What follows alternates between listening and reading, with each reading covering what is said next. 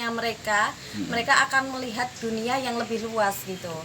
Dan sekarang kan memang eranya anak-anak muda itu sekarang itu lebih suka cenderung ke era kebarat-baratan seperti itu. Jadi untuk mengembangkan, menguri-uri kebudayaannya sendiri itu potensinya udah sangat memprihatinkan sebenarnya.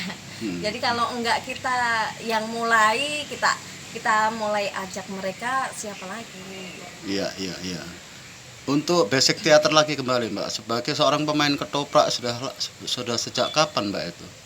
Pemain ketoprak saya mulai 2013. Oh sudah lama berarti ya, Iya. sekitar sudah hampir 10 tahun ya Mbak ya. Iya. Itu di mana Mbak grup ketopraknya, di ketoprak Tobong lah, apa ketoprak Gedung Mbak? Kalau di Solo kan sebenarnya ada ketoprak Balekambang. Oh iya, Nah, Balekambang. kalau yang saya ikutin itu ketoprak Ngampung. Jadi ketoprak Ngampung itu sebuah komunitas yang memang kita itu pentasnya keliling gitu.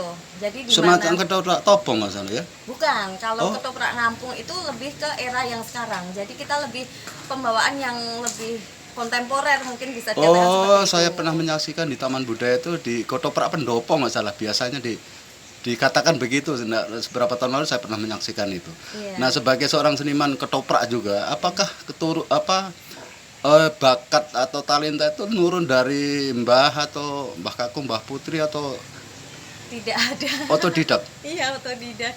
Oh, begitu. Dan Iya, iya. awal saya mengikuti ketoprak juga benar-benar nol, nggak tahu nggak tahu istilahnya saya harus gimana, cara bahasa saya seperti apa gitu.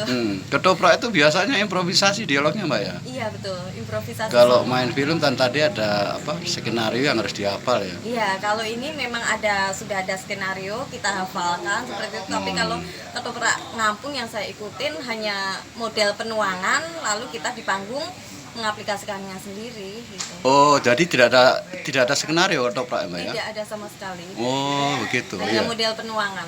Oh, iya.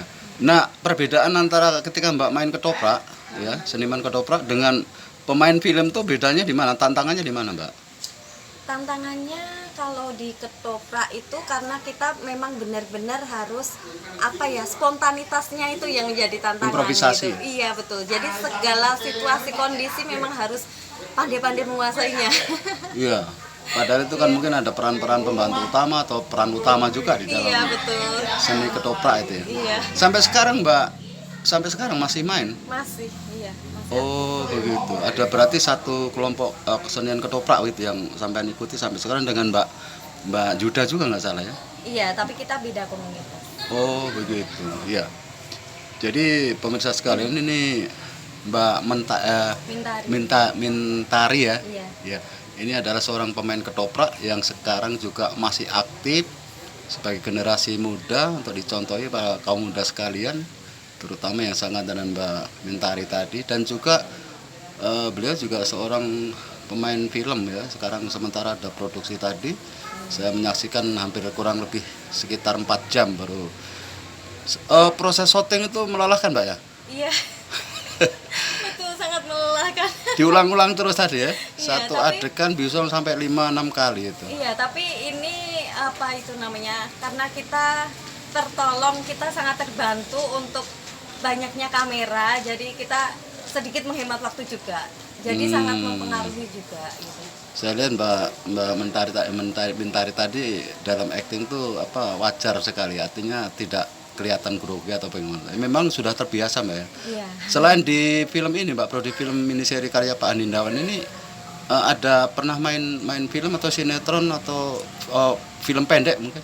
Ada yang masih aktif sampai sekarang, saya mengikuti di channel YouTube-nya Bakar Production.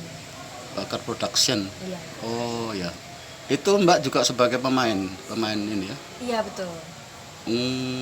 Itu judul utamanya apa Mbak? Kalau di sini kan tadi ya memang macam-macam judul ya. Iya.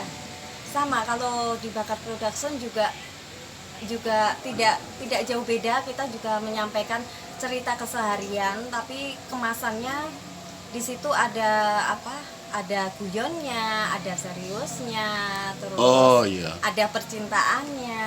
Oh ya, iya. kompleks kehidupan Kalau di keseharian. produksi Wong Sorot ini apakah ada cerita tema horor Mbak?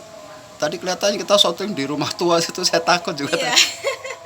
Iya. Jadi karena di sini juga membawakan judul yang berbeda-beda juga, jadi memang harus apa ya namanya fleksibel juga.